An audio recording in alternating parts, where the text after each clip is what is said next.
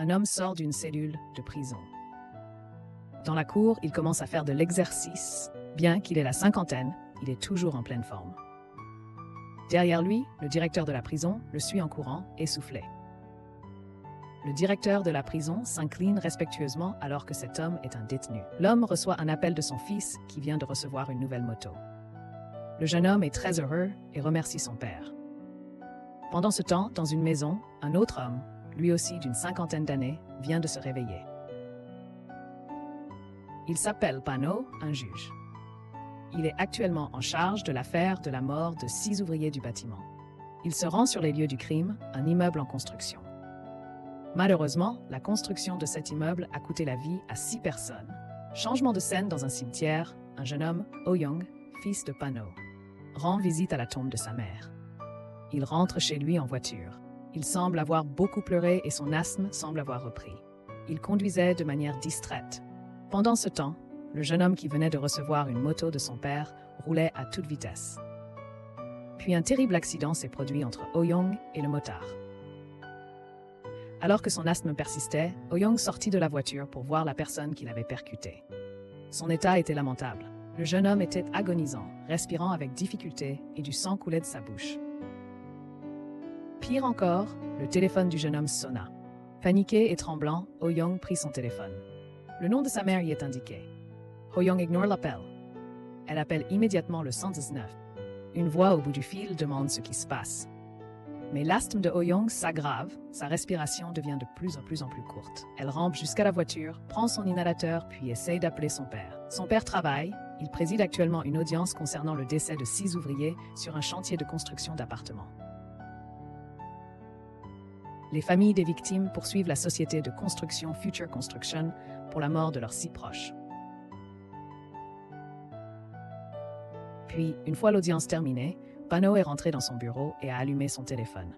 Il avait de nombreux appels manqués de son fils, Oh Young. Pano est rentré chez lui et a trouvé Oh Young en larmes. Ses vêtements étaient couverts de taches rouges. En sanglots, Oh Young a raconté ce qu'il venait de vivre. Pano, étant juge, savait que son fils était coupable. Pano a alors dit « Allons nous rendre au commissariat ». Arrivé là-bas, Pano est descendu de sa voiture tandis que Oh Young attendait à l'intérieur. Au commissariat, Pano veut signaler la disparition de son fils, mais tout le monde est occupé. Ils ont reçu un signalement de délit de fuite sur une route déserte. De plus, la télévision diffuse en direct l'information sur cet accident. Il s'avère que la victime de Oh Young n'est pas une personne ordinaire. Il s'agit du fils du dirigeant Kim, actuellement incarcéré pour manipulation boursière. Et le dirigeant Kim est l'un des présidents de Future Construction. Il est également connu comme l'un des conglomérats les plus influents. Pano recule immédiatement, se retourne et retourne dans sa voiture. Oh Young s'interroge sur les agissements de son père lorsque Pano accélère et quitte le poste de police. Pendant ce temps, la mère de la victime, l'épouse du chef Kim, découvre son fils à la morgue. Son fils s'appelle Sang-yeon. Elle pleure hystériquement, ne pouvant accepter la mort de Sang-yeon. La nouvelle de la mort du fils du chef Kim s'est également répandue dans la prison. Le chef Kim reste silencieux dans sa cellule, ne s'attendant pas à ce que cela arrive. Le directeur de la prison arrive et informe le chef Kim qu'il est autorisé à sortir temporairement pour les funérailles de son fils. De retour auprès de Pano, il ordonne à Oh Young de coucher par écrit chaque détail de l'accident, sans rien omettre. Pendant ce temps, Pano élimine les preuves. La voiture utilisée par Oh Young présente des bosses et un phare cassé. Pano commence à nettoyer les débris de l'accident. Il jette également les vêtements de Oh Young tachés de sang. Les voisins et les collègues de Pano se sont étonnés de sa présence. Il est inhabituel qu'il soit déjà à la maison en plein milieu de la journée. Pano explique que c'est l'anniversaire de la mort de sa femme. Il jette ensuite les vêtements de Oh Young dans une benne à ordures. Ensuite, il s'est rendu dans un garage pour chercher le phare avant de sa voiture Oh Young. Il est rentré chez lui et a démonté lui-même le phare, le remplaçant par un neuf. Quant au chef Kim, il s'est rendu auprès du corps sans vie de Sang-yeon. Un agent sur place lui a lu le rapport d'accident. L'accident s'est produit vers 7h30 du matin. Le conducteur a pris la fuite, tandis que la victime a été découverte par une femme vers 8h, encore en vie. Cette femme a immédiatement appelé les secours et a conduit la victime à l'hôpital. Une opération a été pratiquée à l'hôpital, mais la victime n'a pas pu être sauvée. La victime est finalement décédée. L'AJ a ensuite diffusé l'enregistrement de l'appel de Sang-yeon au 119. On entend une respiration lourde et haletante pendant toute la durée de l'appel. En entendant l'enregistrement, le chef Kim n'a plus pu contenir ses émotions. Il a crié en pleurant, réalisant que son deuxième enfant n'était plus de ce monde. Quant à Pano, une femme est venue le voir à son bureau. Cette femme est venue remercier Pano car il l'avait aidé à gagner son procès quelque temps auparavant. Elle a dit que Pano était un juge juste et qu'elle était très reconnaissante qu'il ait traité son affaire. Entendant cela, Pano se sent tiraillé par le dilemme et la culpabilité, car il protège maintenant son fils, clairement coupable d'avoir ôté la vie à quelqu'un. Du côté du chef Kim, il vient de terminer les funérailles de son fils. Sa mère et son plus jeune fils restent assis silencieusement, puis un jeune homme arrive peu après, il s'agit du fils aîné du chef Kim. Apprenant la mort de Sang-yeon, il a immédiatement pris l'avion des États-Unis pour la Corée. Sa mère lui dit soudainement « Tu n'as-tu pas toujours détesté ton frère? N'aurais-tu pas été toi qui lui a ôté la vie ?» Sang-yuk, le frère aîné de Sang-yeon, s'emporte immédiatement, mais son plus jeune frère le retient. Sang-yuk sort du bâtiment et des dizaines de journalistes le harcèlent immédiatement de questions. Le dirigeant Kim n'est pas seulement un chef d'entreprise, mais aussi un parrain de la mafia, l'organisation Woo-won. Les journalistes se demandent si la mort de Sang-yeon est l'œuvre d'un gang rival. Sang-yuk répond que si un chien errant a ôté une vie humaine, alors tous les chiens errants de la région doivent être éliminés. Passons à Pan-ho. Ce soir-là, Pan-ho se rend dans la chambre de Ho-young et on voit qu'il a noté tous les détails de l'accident. Pan-ho dit « Je vais te protéger ». Le lendemain matin, très tôt, un homme se rend chez Pan-ho et soudainement crochette la voiture de Ho-young et la vole. Il s'avère que c'était une ruse de Pan-ho. Il a délibérément demandé à quelqu'un de voler la voiture de Ho-young pour faire disparaître les preuves. Passons à Sang-yuk. Par une journée pluvieuse, il se rend dans une zone isolée. Il est entré dans un restaurant. Une femme y était en train de manger. Cette femme s'appelle Myeon. Elle est la chef de l'organisation Budu. Budu est le rival de Woo-won. Sang-yuk soupçonne que des membres de Budu ont percuté Sang-yeon. Mais Myeon nie et dit « Je ne suis pas assez stupide pour éliminer l'enfant du chef Kim, nous serions tous anéantis. » Sang-yuk répond alors trouver le coupable. « Sinon, je considérerais que votre organisation est responsable. » Pendant ce temps, le chef Kim se trouve toujours au cimetière, réécoutant l'enregistrement du téléphone portable de Sang-yeon lorsqu'il a appelé le 119. En l'écoutant attentivement, il entend le bruit d'une voiture qui démarre. Il semble y avoir une autre voix et il est possible que ce soit celle du coupable. Concernant Ho-young, quelques jours avant l'accident, il semblait très paniqué et désorienté. Surtout lorsque le téléphone de la victime a sonné, un appel de sa mère. Il est immédiatement monté dans sa voiture et a filé. Mais un pneu a crevé, il a été obligé de s'arrêter à un garage. Le rappel du 119 qui continue d'appeler le téléphone de Sang-yeon a terrifié Ho-young. Il s'est finalement arrêté au bord de la rivière et a jeté le téléphone portable. Ho-young a raconté cela à son père. Désormais, son père craignait que le garage puisse révéler Ho-young comme étant le coupable. Alors, Pan-hong s'est immédiatement rendu au garage. Il a demandé à l'employé de lui montrer les enregistrements de la caméra de surveillance. Au début, l'employé a refusé sa demande. Mais après que Pan-hong eut donné une liasse de billets, l'employé a fini par le laisser faire. Devant l'ordinateur, Pan-hong a commencé à chercher le fichier montrant Ho-young entrant dans le garage. Il a finalement trouvé le fichier.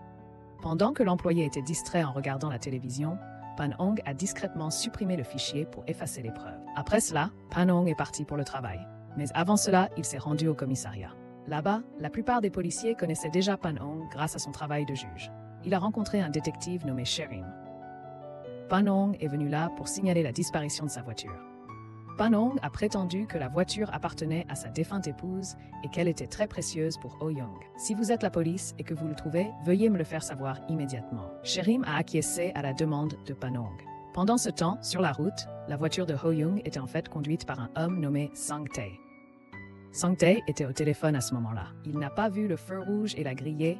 Derrière lui, la police a immédiatement allumé ses sirènes et lui a ordonné de s'arrêter. La police a ensuite demandé son permis de conduire à Sang-tae. Sang-tae a commencé à paniquer car c'était une voiture volée. Il a alors tenté de soudoyer le policier, prétendant téléphoner à sa vieille mère. Le policier était presque convaincu, mais il a soudainement entendu à la radio un rapport faisant état du vol d'une voiture argentée. Sang-tae a paniqué et a attaqué le policier. Il a réussi à s'échapper, mais il a abandonné sa voiture sur la route. Le soir, Pan-hong et Ho-young ont dîné. Ho-young était toujours rongé par le remords. Il a aussi dit « À cause de moi, mon père a maintenant commis un crime. Il pleurait car il savait que son père était connu comme un juge juste et respectable. Soudain, la sonnette a retenti. Il s'agissait de Sherim, annonçant que la voiture volée signalée par Pan Hong ce matin avait été retrouvée. Ils se sont immédiatement rendus au commissariat. Pan Hong a dit qu'il allait récupérer sa voiture immédiatement, mais un pneu était crevé. Pan Hong a donc demandé une dépanneuse. Cependant, la police a trouvé quelque chose à l'intérieur du pneu. Il s'agissait de fragments de pare-choc de moto. L'affaire de délit de fuite, ayant coûté la vie à l'enfant du chef Kim, qui était en scooter, refait surface. Et si cette voiture était impliquée, Pan Hong est interrogé sur la date du vol de sa voiture. Pan Hong répond environ le soir du 7 avril. Car le 8, elle s'est rendue compte que sa voiture avait disparu devant chez elle. L'accident de délit de fuite a eu lieu le 8, donc Pan Hong tente de construire un alibi. Si cette voiture est suspectée d'être celle qui a percuté l'enfant du chef Kim, alors le voleur est le coupable. Sherim interroge aussi Oh Young, car c'est lui qui utilise le plus souvent la voiture. Pan Hong a entraîné Oh Young à répondre aux questions de la police. Oh Young répond aux questions de Sherim comme Pan Hong le lui a appris. Finalement, Sherim termine son interrogatoire et s'en va. Pendant ce temps, Sang-Yoon va être incinéré. Sa mère pleure hystériquement en le voyant disparaître lentement dans le four crématoire. Après la crémation, ses cendres sont déposées au columbarium. Le directeur Kim semble très affecté. Des dizaines de journalistes les attendaient dehors pour obtenir leur déclaration. Mais aucun d'eux ne les a reçus. Puis un jour, le chef Kim était dans sa voiture en écoutant un enregistrement audio sur le téléphone de Sang-Yoon. Son chauffeur a dit « N'est-ce pas douloureux d'entendre la respiration de votre enfant ?» Le chef Kim a répondu « Ce n'est pas la respiration de mon enfant, c'est celle d'une personne souffrant d'asthme. » Ce jour-là, le chef Kim s'est rendu au poste de police et a vu la voiture de Ho Young toujours garée là. Un policier l'a informé. Cette voiture a été volée il y a quelques jours par un individu nommé Sang Tae. Et Sang Tae était un membre du gang Budu, rival du gang Won. Le lendemain, le chef Kim se rendit sur la plage et s'y assit. Peu après, arriva Myon. Le chef Kim l'avait appelé pour s'assurer que Sang Tae était bien un membre de Budu.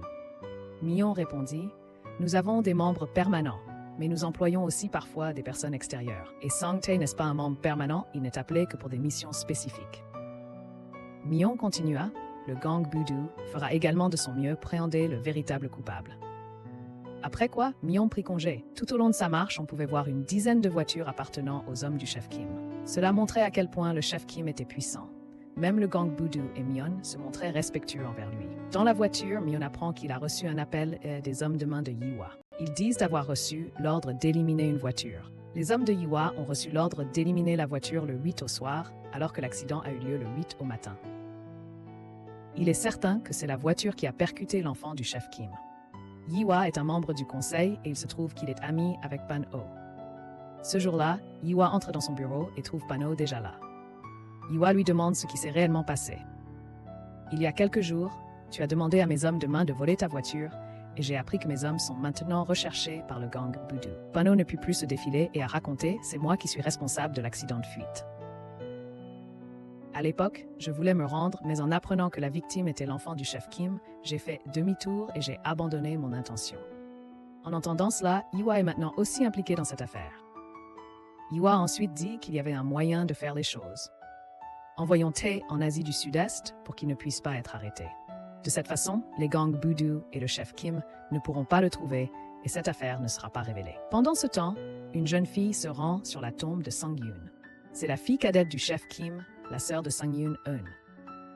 En sortant, ses sanglots ne cessaient pas.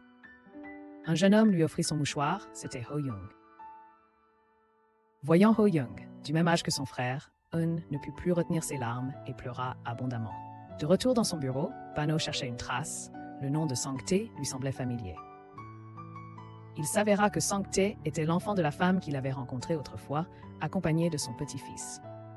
Pan Ho se retrouva à nouveau face à un dilemme. À l'époque, il avait reçu les remerciements de cette femme pour l'avoir aidé à résoudre son affaire. Mais maintenant, il devait se débarrasser de Sang Tae, l'enfant de cette femme. Même le maître Tae avait un jeune enfant. Mais inopinément, une explosion se produisit. La maison de la mère prit feu. Pan Ho courut et trouva la mère dévorée par les flammes, mais elle était encore en vie. La mère indiqua sa maison, son petit enfant était encore à l'intérieur. Soudain, une nouvelle explosion se produisit. Les gens commencèrent à se rassembler. Pan Ho se dépêcha de trouver un extincteur et commença à éteindre le feu. Un voisin a tenté de sauver la petite fille de la dame, mais l'incendie était trop violent. Ce n'est que bien plus tard que la police et les pompiers sont arrivés. Sherry a immédiatement sécurisé la scène du crime. Pan-ho se cachait. Il ne voulait pas que sa présence suscite des soupçons. Le chef Kim a été immédiatement informé de l'incendie qui a coûté la vie à la mère et à l'enfant de Sang-tae. Yoo a rencontré Pan-ho. Pan-ho a dit que c'était peut-être un stratagème du chef Kim pour faire sortir Sang-tae. Avec la mort de la mère et de l'enfant de Sang-tae, il est clair qu'il ne restera pas les bras croisés. Et il semble que le plan de Pan-ho de l'envoyer en Asie du Sud-Est ne pourra pas être mis en œuvre. De là, Yoo rencontre Myeon, le chef du gang Budu. Ils se connaissent apparemment et cherchent maintenant un moyen de résoudre ce problème. Si seulement Sang-tae n'avait pas grillé un feu rouge à ce moment-là, ce problème ne se serait pas produit. Yoo a dit résolvez ce problème. Puis elle s'en va. Pendant ce temps, les corps de la mère et de l'enfant de Sang-tae sont transportés à l'hôpital. Le seul survivant est le fils aîné de Sang-tae, Lee. Elle pleurait dans la salle de bain car 2 personnes qu'elle aimait sont décédées.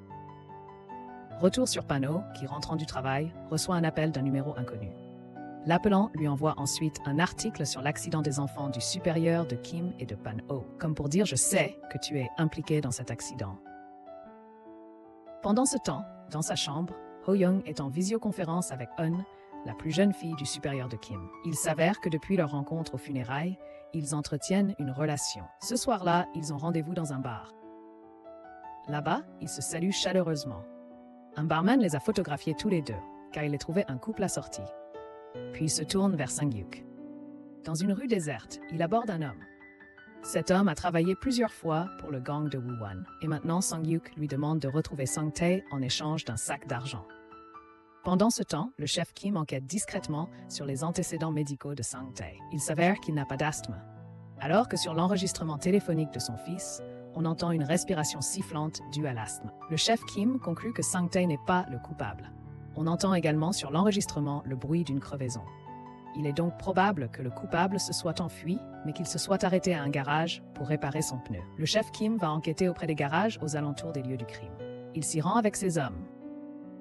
Ils font irruption et examinent les enregistrements des caméras de surveillance. On informe le chef Kim que le fichier du 8 avril a disparu. Quelqu'un l'a supprimé. Il a vérifié la date de la disparition du fichier, il s'avère qu'un homme s'y est rendu. Selon l'employé, cet homme était quinquagénaire et avait l'air respectable. Le chef Kim a déjà trouvé de nombreuses pistes. Il ne lui reste plus qu'à trouver le propriétaire de la voiture volée par Sang-tae. Au quartier général du gang Budu, le fils de Sang-tae est présent et appelle Sang-tae. Et il s'avère que la personne envoyée par Sang-hyuk est également là, écoutant leur conversation. Ensuite, le jeune homme appelle Sang-hyuk et l'informe que Sang-tae et son fils se rencontreront demain à un certain endroit. Sang-hyuk demande également une arme à cet homme. Il semble que Sang-hyuk va faire quelque chose de dangereux. Passons à Pan-ho qui essaye de dormir, mais jusqu'au matin, il n'arrive pas à fermer l'œil. Il sort alors de sa chambre. Mais soudain, la sonnette retentit. C'est Sang-tae. Il dit « Je dois te dire quelque chose ». Pan-ho ouvre sa porte et Sang-tae entre directement. Il mange goulûment le pain sur la table, laissant Pan-ho sans voix. Une fois qu'il a fini de manger, Sang-tae dit « À cause de toi, ma famille est morte. Je ne vais pas en faire toute une histoire. Je vais m'enfuir avec mon premier enfant au Cambodge. Vous transférez l'argent au prix convenu et je pars. » Elle glisse son numéro de compte à Sang-tae. Puis Sang-tae est partie immédiatement. Passons à Chae-rim, elle se trouve sur les lieux de l'incendie. Selon le médecin légiste, l'incendie a été criminel, quelqu'un l'a provoqué. Chae-rim soupçonne immédiatement le chef Kim. Pendant ce temps, le chef Kim sait déjà que la voiture qui a percuté son enfant appartient à Pan-ho. Mais bientôt, Chae-rim arrive au bureau de son supérieur, Kim. Elle demande « Savez-vous quelque chose sur l'incendie récent ?» Le supérieur Kim répond qu'il ne sait rien. Après le départ de Chae-rim, le supérieur Kim retourne à l'atelier d'hier et interroge son employé, lui montrant une photo de Pan-ho. L'employé confirme c'est lui qui est venu voir les enregistrements de vidéosurveillance. Tout est maintenant clair, Pan-ho est le coupable. Pendant ce temps, ce jour-là, Pan-ho rend visite à Yoo avec un sac plein d'argent. Il dit « Transférez cet argent à Sang-tae. Tes hommes doivent être habitués à faire ça. » 5 milliards de won ont donc été transférés à Sang-tae. Sang-tae appelle ensuite Myeon. Myeon aidera Sang-tae à s'enfuir au Cambodge ce soir par la mer. Ce soir-là, les hommes de Myeon conduisent l'enfant de Sang-tae au port. Ils attendent l'arrivée de Sang-tae. Mais à l'arrivée de Sang-tae, les hommes de Myeon se préparent à l'attaquer. Sang-tae dit à son enfant de fuir et lui donne son sac. Sang-tae affronte seul les hommes de main de Myon. Mais seul contre 3, Sang-tae est dépassé. Il est poignardé à plusieurs reprises. Alors que Sang-tae est acculé, des coups de feu retentissent soudainement dans son dos. Sang-hyuk apparaît et les élimine tous. Sang-hyuk regarde Sang-tae, puis lui tire dessus à son tour. Son acte est brutal. Il élimine ceux qu'il soupçonne d'être les responsables de la mort de sa sœur. Pendant ce temps, Lee se cache dans l'ombre. Il filme ce qui arrive à son père. Puis il se concentre sur Pano, rentrant du travail ce soir-là.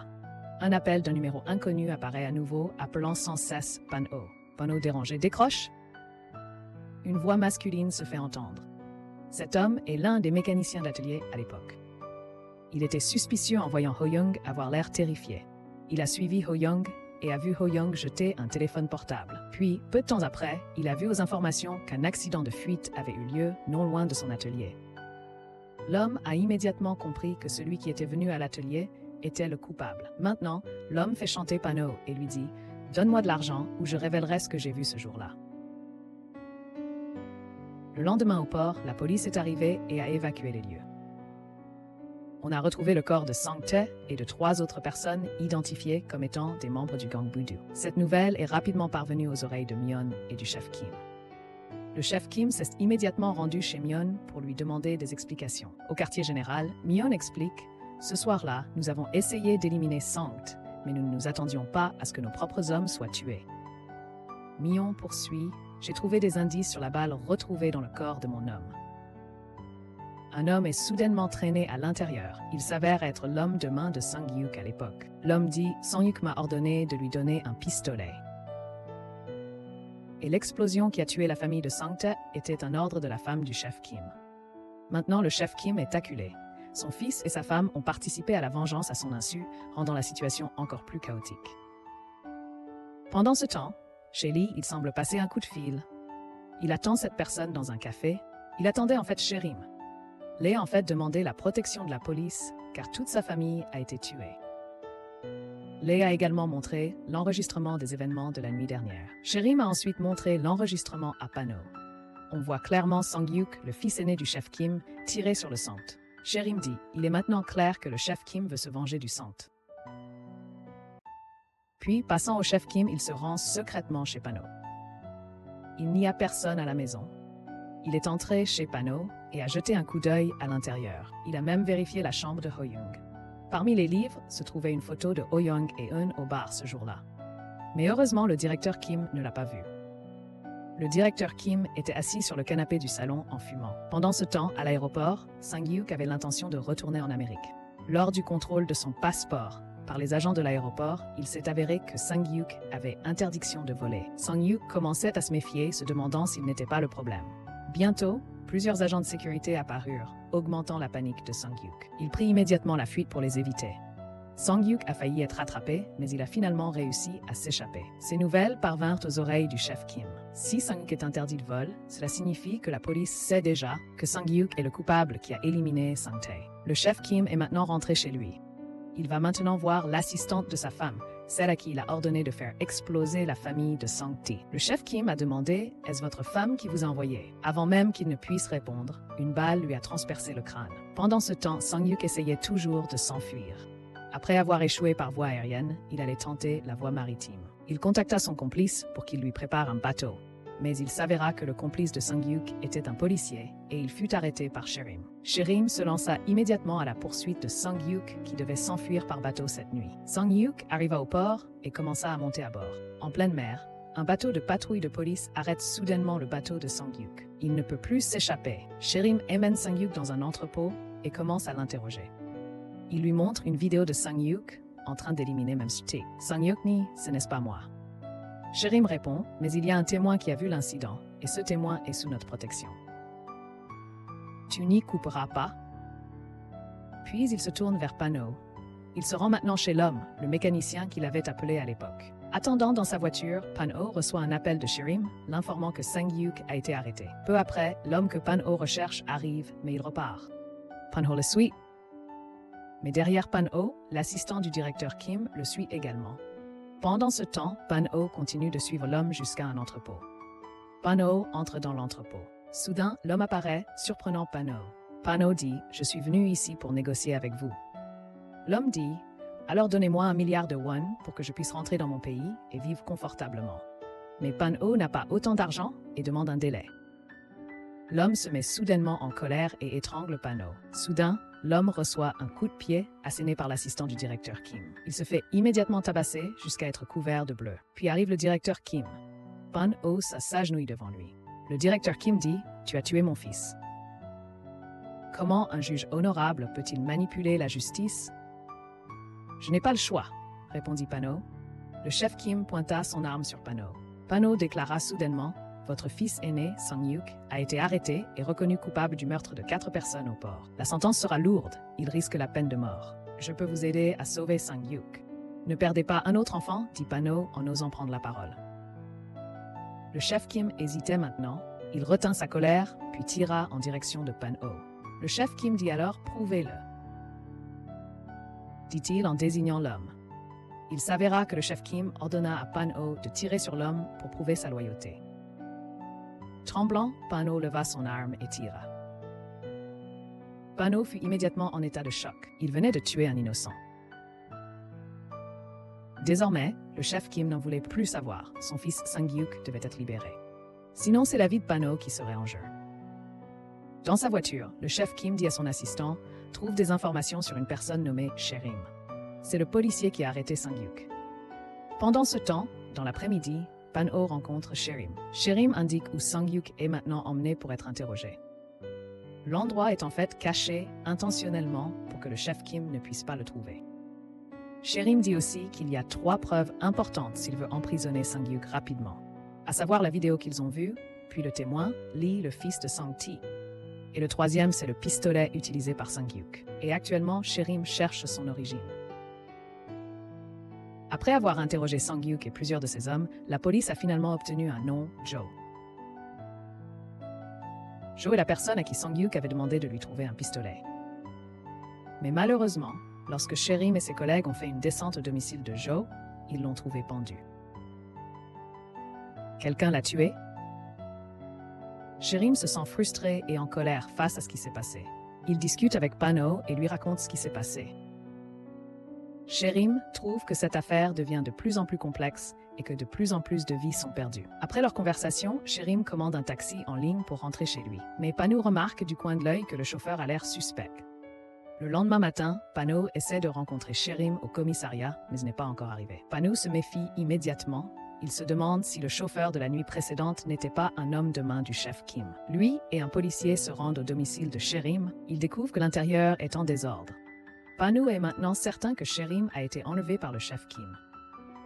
Dans la soirée, Pan-ho a réussi à trouver la voiture du chef Kim et l'a arrêté en pleine route. Il s'est immédiatement mis en colère contre le chef Kim et lui a demandé de ne pas faire de mal à Sherim, mais Pan-ho a été traîné et emmené pour être torturé. Le chef Kim a fait cela exprès pour montrer à quel point il était puissant. Personne ne pouvait le commander à sa guise. Mais Pan-ho n'a pas abandonné. Il a ensuite rencontré Yiwa et lui a raconté ce qui s'était passé récemment. Que le chef Kim savait que Pan-ho était le responsable de l'accident de la route de son enfant. Yiwa prévoit de contre-attaquer le chef Kim. Yiwa contacte le parquet pour obtenir son aide. Un procureur, le procureur Kang, arrive au poste de police. De là, le procureur Kang se rend à une maison qui s'avère être celle du chef Kim. Le procureur Kang est le procureur qui a fait emprisonner le chef Kim il y a quelques années. Et cette fois, le procureur Kang rencontre à nouveau le chef Kim. Le procureur Kang dit « Je suis au courant de l'affaire récente concernant votre enfant. » Le procureur Kang met en garde « Je pourrais vous faire de nouveau incarcérer cette fois-ci. » Après ça, il est rentré en taxi. Mais son chauffeur a soudainement dit que quelqu'un voulait le rencontrer. Il s'est avéré que le procureur Kang a été emmené au QG de Budu. Il a rencontré Myeon. Le procureur Kang se demandait pourquoi il était venu ici. Myeon a dit « J'ai des informations précieuses sur l'épouse du chef Kim. Elle est la responsable de l'explosion et de l'incendie qui ont tué la famille de Sang-tae il y a quelque temps. » Grâce à ces informations, le procureur Kang arrêtera l'épouse du chef Kim. Pendant ce temps, chez lui, l'assistant du chef Kim présente quelques photos. On y voit Pan-ho avec Yiwa, Yiwa avec le procureur Kang avec Myeon. Il s'avère qu'ils travaillent tous ensemble. Le lendemain, le procureur Kang se rend au domicile du chef Kim. Il apporte un mandat d'arrêt pour son épouse, accusée d'explosion et d'incendie ayant causé la mort de la famille de Sang-tae. Le chef Kim rencontre immédiatement Pan-ho et lui demande des explications. Comment est-il possible que ma femme soit arrêtée? Et si cela faisait partie de ton plan? Pan-ho reste silencieux. Pendant ce temps, l'épouse du chef Kim restait calme et détendue, comme si elle savait que son mari allait forcément l'aider à s'en sortir. Le procureur Kang tenta de l'intimider avec la vidéo. On y voit un homme recevoir un appel téléphonique, comme s'il recevait des ordres d'une femme. Mais la vidéo n'est pas une preuve suffisante. Il n'y a aucune preuve de la participation directe de l'épouse du chef Kim. Pendant ce temps, Pan-ho avait le sentiment d'être suivi depuis plusieurs jours par les hommes de main du chef Kim. Ce jour-là, il discutait du cas de la femme du chef Kim avec ses collègues. Le dossier manquait de preuves pour inculper la femme du chef Kim. À l'heure du déjeuner, Pan-ho s'est rendu à la salle de sport pour faire de l'exercice. L'assistant du chef Kim est apparu, lui demandant pourquoi la femme du chef Kim n'avait toujours pas été libérée. Il a menacé Pan-ho et l'a attaqué. Pan-ho a dit « Je dois gagner du temps. Si elle est libérée immédiatement, je donnerai l'impression de prendre parti pour le chef Kim. Et des soupçons surgiront de toutes les parties du procès. » Finalement, quand Pan-ho sentit le moment opportun, l'épouse du chef Kim fut libérée un après-midi, faute de preuves. Peu de temps après, Pan-ho retourna à la salle de sport, mais il en sortit rapidement, portant un sweat à capuche. Les hommes de Pan-ho furent trompés. Ils pensèrent que c'était quelqu'un d'autre. Pan-ho courut et prit un taxi. Il allait apparemment quelque part. Dans un endroit au bord de la mer, il entra dans un restaurant. Il attendait déjà Myon là-bas. Ils discutent de la manière d'échapper aux menaces du chef Kim. Pan-ho dit « Bientôt, je serai chef d'état-major politique du palais présidentiel. C'est l'un des plus hauts postes. » Pan-ho poursuit « Si j'obtiens ce poste, j'aurai la protection directe du président et je n'aurai plus peur du chef Kim. » Quant à Myon, son gang Budu bénéficiera également du soutien et de la protection de Pan-ho. Yi-hwa arrive peu après. Yi-hwa dit qu'il a parlé au conseil présidentiel. La nomination de Pan-ho comme chef d'état-major politique est en bonne voie. Mais discrètement, dehors, quelqu'un suivait Yi-hwa depuis un moment. Il a photographié la porte de la pièce et ses chaussures. La photo a ensuite été envoyée au chef Kim. Le soir, Pan-ho rentrait chez lui. Inopinément, le chef Kim était déjà assis à l'intérieur. « Où es-tu allé aujourd'hui » lui demanda-t-il à Pan-ho. Pan-ho est resté silencieux. Puis peu après arriva Oh-young, rentrant de l'université. Oh-young vit le chef Kim pour la première fois. Il resta lui aussi silencieux. Le chef Kim s'en alla ensuite. Mais sur la terrasse, il vit les chaussures de Pan-ho, les mêmes chaussures dont il avait obtenu la photo de ces hommes ce matin. Le chef Kim comprit immédiatement. Pan-ho, Myon et Yi-hwa conspiraient contre lui. Ce soir-là, une décision du chef Kim a terrifié ces trois personnes. Les hommes du chef Kim ont reçu l'ordre de saccager le territoire du gang Budu. Les membres du gang Budu présents sur place ont été sévèrement battus. Ils n'étaient pas préparés à cette attaque soudaine, ce qui a fait tomber les membres du gang Budu. Non loin de là, Myon a pris conscience de la situation et a vu son territoire en flammes. Myon a compris que c'était certainement l'œuvre du chef Kim. Pendant ce temps, Yi-hwa a été menacée d'enlèvement et de coups par l'assistant du chef Kim. Elle a alors appelé Pan-ho pour lui dire que son ami Yi-hwa était en danger de mort.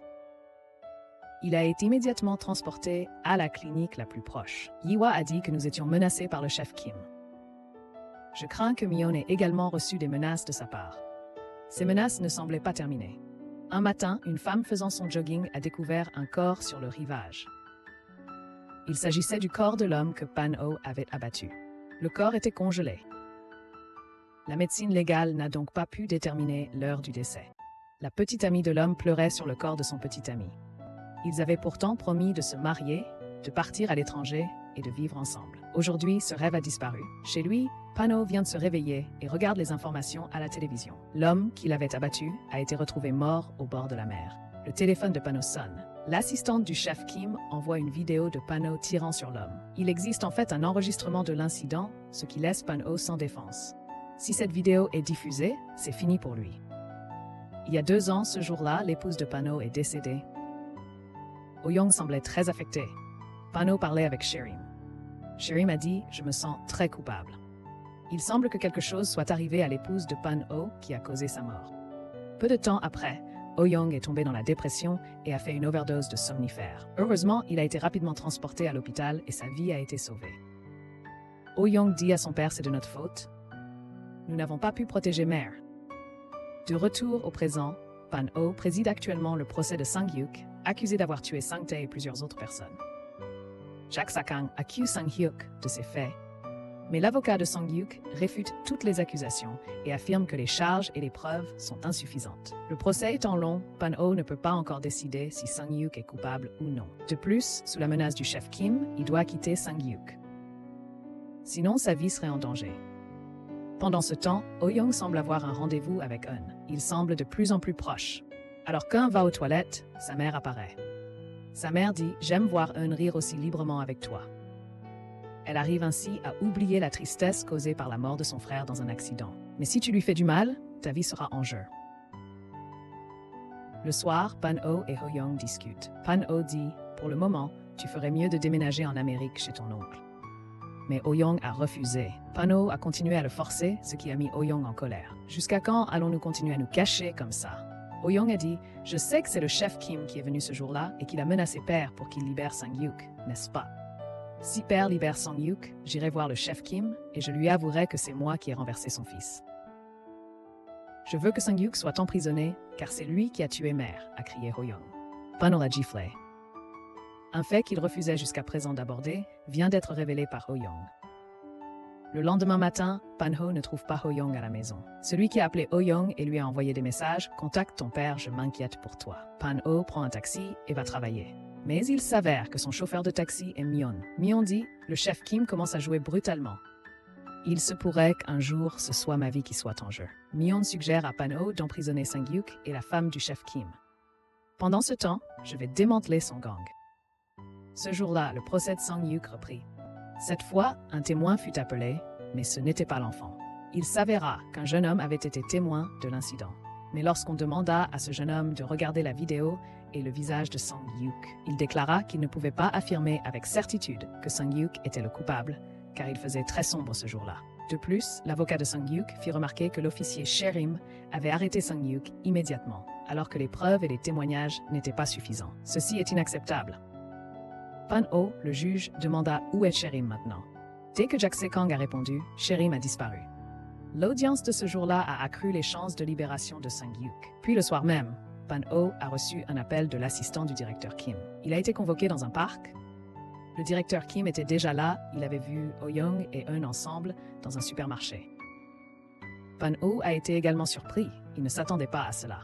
Il s'est immédiatement agenouillé et a dit « S'il vous plaît, n'impliquez pas mon fils. Je ferai en sorte que Sang-hyuk soit libéré et je m'assurerai que mon fils Ho-young ne reverra plus Eun. » Ensuite, Pan-ho a retrouvé Ho-young pour l'inviter à rentrer. Ho-young réalisa que sa relation avec Eun pouvait compliquer les choses. Finalement, une fois arrivé à la maison, Ho-young a embrassé son père et s'est excusé. Il a alors dit « J'arrêterai de voir Eun ».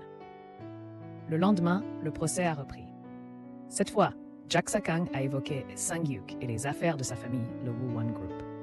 De nombreuses rumeurs circulaient selon lesquelles le Woo-won Group n'était pas seulement une entreprise, mais aussi une organisation mafieuse. Et lorsqu'ils sont confrontés à des problèmes, ils peuvent faire disparaître les preuves en éliminant tout, y compris les personnes. Cette fois, je vais présenter un témoin important, Chae-rim. Pan-ho et Sang-hyuk sont surpris de voir que Chae-rim est là. Ils pensaient que Chae-rim avait été enlevé par le chef Kim. En fait, Chae-rim s'était cachée volontairement, car elle savait qu'elle était un témoin important pour ce procès. Chae-rim a dit « J'ai reçu une vidéo d'un témoin clé, le fils de Sang-tae, Lee. Lee m'a donné une vidéo montrant Sang-hyuk en train d'éliminer Sang-tae et 3 autres personnes. Lee est maintenant sous protection policière et se trouve dans un lieu sûr. Lors de la prochaine audience, il témoignera de ces événements. Pan-ho est maintenant acculé. Si Lee arrive à comparaître et à témoigner, son plan pour libérer Sang-hyuk échouera. » Pendant ce temps, le chef Kim reçoit des informations sur le déroulement de l'audience. Il ordonne immédiatement à son assistant de trouver Lee. Puis concernant Ho-young, ce jour-là, il commence à éviter Eun. Eun se rend intentionnellement chez Ho-young et l'appelle à plusieurs reprises, mais Ho-young ne répond pas. Puis, lorsque Ho-young est à la bibliothèque de son université, Eun le rejoint. Naïvement, elle lui demande ce qui s'est réellement passé. « S'il y a des manquements de ma part, je les corrigerai. » Ho-young a été forcé de dire « J'ai peur de ton père. Si nous avons des problèmes, mon père et moi serons certainement blessés par lui. Il vaut mieux que nous nous séparions. » En entendant cela, Eun est restée silencieuse. Elle était tellement choquée qu'elle s'est évanouie. Puis, revenons à Pan-ho. Ce soir-là, il a rencontré Chae-rim. Chae-rim voulait lui dire quelque chose. Elle a dit « Jusqu'à présent, je pensais que Sang-tae était le responsable de l'accident de la route, mais en enquêtant sur l'accident de fuite, il s'avère que Sang-tae était ailleurs. Cela prouve que Sang-tae a un alibi, donc ce n'est pas lui le coupable. J'ai conclu qu'une personne est le suspect. Mais je ne le dirai pas maintenant, a-t-il dit à Pan-ho. Pan-ho est resté silencieux. Il semblait comprendre que Chae-rim soupçonnait forcément Oh-young. Quant à Eun, elle est maintenant soignée à la maison. Kim et son épouse savent qu'Eun est dans cet état à cause de Ho-young. Ils ont ouvert le téléphone d'Eun et vérifié ses messages vocaux. Il y avait 126 messages, tout concernant Eun, qui envoyait des messages à Ho-young en pleurant, demandant pourquoi Oh-young avait rompu soudainement.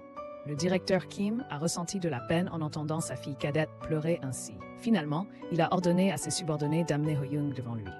Il n'a pas fallu longtemps avant que Ho-young ne soit assis avec le directeur Kim.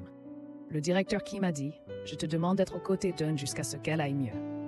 Ho-young a répondu « N'est-ce pas vous qui m'avez demandé de m'éloigner d'Eun ?» Et ce qui précédait ne ressemblait pas à une demande, mais à une menace. Si je refusais, mon père et moi ne serions pas en sécurité. Il essayait de se retenir, mais sa respiration restait courte. Il prit son inhalateur pour traiter son asthme. C'est à ce moment-là que le chef Kim a commencé à réaliser que tout était lié. L'asthme, la respiration sifflante, l'enregistrement qu'il a entendu au moment où son enfant a été percuté. L'auteur était en fait Oh-young. Puis un retour en arrière quelque temps auparavant, lorsque Chae-rim a rencontré Lee pour la première fois. Lee a montré la vidéo de l'incident au port, où son père a été abattu par Sang-juk. Mais il a aussi déclaré que l'accident de fuite était survenu le 8 avril au matin. À cette heure-là, j'ai vu mon père et ma grand-mère à la maison, en train de se disputer. Il est donc impossible que mon père soit l'auteur de l'accident de fuite. Le lendemain, le procès a repris. Lee est maintenant assis à la barre des témoins pour témoigner de l'incident au port ce soir-là. Lee a déclaré « C'est moi qui ai filmé l'incident, et c'est Sang-juk qui a tiré sur mon père et les 3 autres personnes. » L'homme assis sur le banc des accusés. Ce témoignage est presque irréfutable et constitue une pièce maîtresse pour prouver la culpabilité de Sang-juk. Pan-ok est maintenant acculé. Il a de plus en plus de mal à innocenter Sang-juk. Il fait donc son dernier recours. Il appelle la présidence. Un responsable présidentiel nommé Moon-suk lui dit « Si vous voulez devenir chef de cabinet politique à la présidence, vous devez prouver la culpabilité de Sang-juk. Ce sera un événement majeur en Corée et vous deviendrez un symbole de justice. » Pan-ok répond « Je veux ce poste maintenant car je subis des pressions de la part du père de Sang-juk. J'ai besoin de la protection de la présidence. » Mais Moon-suk dit que c'est impossible. Tu dois d'abord prouver que tu le mérites. En déclarant Sang-juk coupable, tu obtiendras alors ce poste. Pendant ce temps, chez Eun, elle se réveille et trouve Oh-young devant elle. Entre incrédulité et joie, elle pleure. Elle s'excuse car son père a sûrement forcé Oh-young à venir pour l'aider à guérir. Oh-young la prend dans ses bras pour calmer ses larmes. Du côté de Pan-ok, le soir même, il rencontre le chef Kim.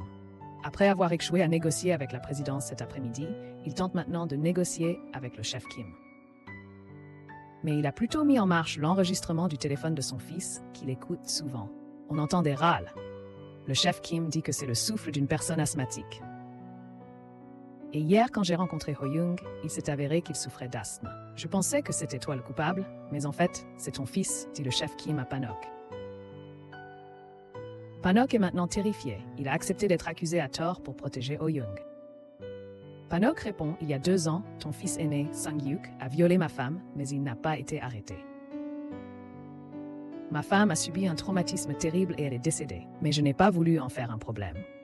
Mais mon fils, Oh-young, a accidentellement percuté votre enfant. Nous avons tous les deux perdu quelqu'un de cher, continua Pan-ok. Je vais quand même aider Sang-juk à être libéré. Il reste une autre solution, mais s'il vous plaît, ne touchez pas à Oh-young dans cette affaire. » Heureusement, le chef Kim a approuvé la proposition de Pan-ok. Le lendemain, le plan de Pan-ok fut mis en œuvre. Il envoya Yiwa rencontrer Lee. Yiwa a dit « Sais-tu qui a calomnié ton père en l'accusant de délit de fuite ?» « C'est Pan-ok.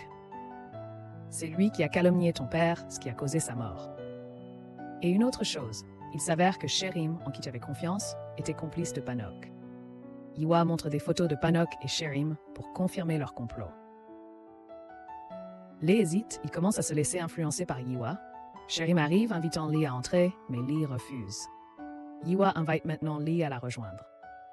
Le soir même, Lee rencontre le chef Kim. Lee dit « Je vais modifier mon témoignage, mais à condition que Pan-ok soit puni pour avoir calomnié mon père. » Le chef Kim répond « Je le ferai ».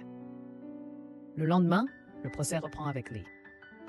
Cette fois, l'avocat Sang-hyuk interroge Lee pour confirmer si la personne sur la vidéo est bien Sang-hyuk.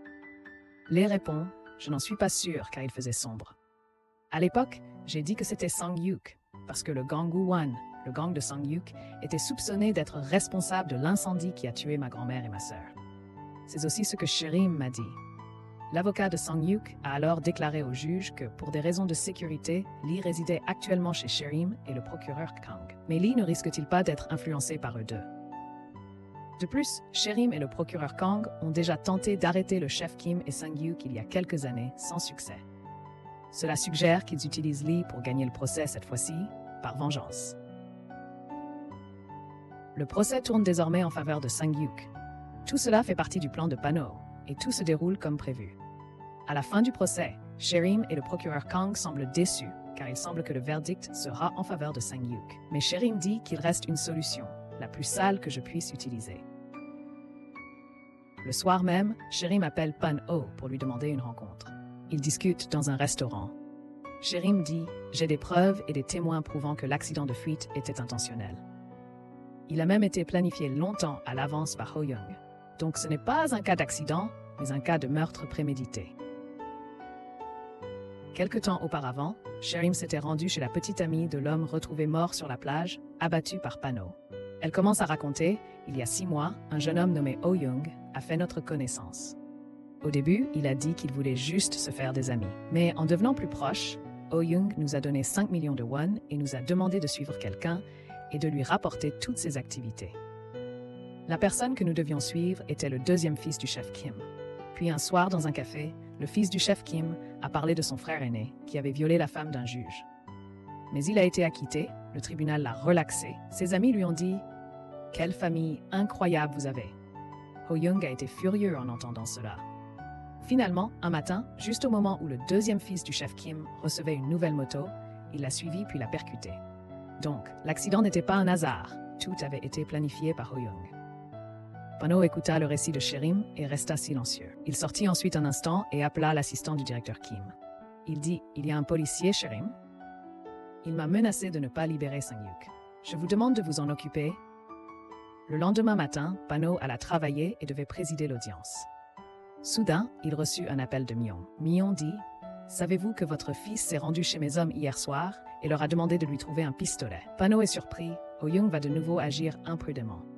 Myon poursuit « Souviens-toi, tu dois rapidement obtenir une promotion au palais présidentiel. Ainsi, ton fils ne causera plus de problèmes et le chef Kim n'osera plus t'affronter. » Pan-ho comprend que si Sang-hyuk est libéré, Ho-young cherchera probablement à se venger à son insu, ce qui pourrait être dangereux. Il décide donc de rencontrer Moon-suk, un membre du personnel présidentiel. Pan-ho déclare « J'ai un moyen de vaincre le chef Kim et détruire son gang Woo-won. Je vais te remettre le dossier criminel du chef Kim.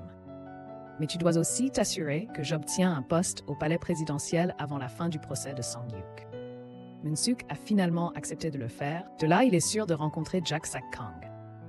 Pano a dit « Je sais que votre véritable cible est le chef Kim. Aidez-moi et je vous promets que le chef Kim et tout son gang seront détruits. Je n'ai besoin que des dossiers de tous les crimes du chef Kim et de son gang. » Jak-sak-kang a effectivement traité plusieurs fois les affaires du chef Kim et a souvent perdu en procès. Il a finalement remis ses dossiers à Pan-ho. Puis, le soir même, Pan-ho a remis ses dossiers au personnel du palais présidentiel. Moon-suk appelle Pan-ho. Ce dossier est bon et peut entraîner la chute du chef Kim, mais ce n'est pas suffisant, dit-il. Il faut entraîner toute sa famille. Il y a eu un incendie chez Sang-tae il y a quelque temps, et l'auteur était la femme du chef Kim, n'est-ce pas? Apportez-moi toutes les preuves concernant cette affaire et je vous garantis un poste au palais présidentiel. Les preuves de cette affaire sont détenues par Myon. Pan-ho contacte immédiatement Myon pour lui demander les preuves. Au bord de la mer, Pan-ho reçoit finalement les preuves. Il monte immédiatement dans un taxi et s'en va, mais Myon est soudainement intercepté par plusieurs voitures appartenant aux hommes de main du chef Kim. Pendant ce temps, Pan-ho, dans son taxi, examine toutes les preuves, photos et autres documents. Soudain, son taxi est bloqué par les hommes de main du chef Kim. Pan-ho est traîné hors de la voiture, puis apparaît le chef Kim. Il s'avère que le chef Kim savait depuis longtemps que Pan-ho communiquait fréquemment avec le personnel de la présidence et qu'il avait l'intention de devenir chef de cabinet des affaires politiques en remettant le dossier criminel du chef Kim à la présidence. Pan-ho est maintenant impuissant. Chaque pas qu'il fait est entravé et contrecarré par le chef Kim. Il a immédiatement récupéré les preuves et le dossier. Pan-ho ne peut maintenant que s'agenouiller et supplier. « J'assumerai toutes les responsabilités », a-t-il déclaré. En réalité, au début de l'accident, Oh-young était prêt à se rendre à la police, a-t-il expliqué. Mais quand j'ai appris que la victime était l'enfant du chef Kim, j'ai eu peur. Je suis la cause de tout cela. Pan-ho supplie qu'O-young ne soit pas blessé. Mais le chef Kim l'ignore et quitte les lieux. Pendant ce temps, le sort de Myon est tragique. Il est emmené pour être exécuté. Il est enfermé dans un tonneau, puis du ciment est versé dedans.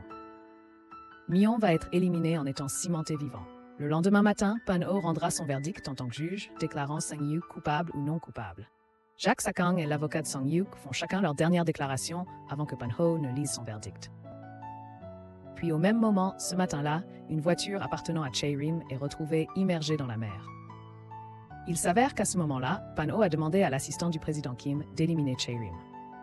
De retour au tribunal, Pan-ho décide finalement que Sang-hyuk est innocent en raison du manque de preuves et de la faiblesse des témoignages. Oh-young assiste à la lecture du verdict par son père et semble furieux. Sa vengeance brûle toujours contre la famille du président Kim et particulièrement contre Sang-hyuk. Il voit de loin Sang-hyuk interviewé jouant le rôle de l'innocent. Soudain, un homme s'approche de Oh-young. Il a dit « Je sais que tu en veux à Sang-hyuk », a-t-il déclaré en lui tendant un sac. Il contenait un pistolet. Au même moment, Eun l'a appelé pour le dîner afin de célébrer la libération de son frère.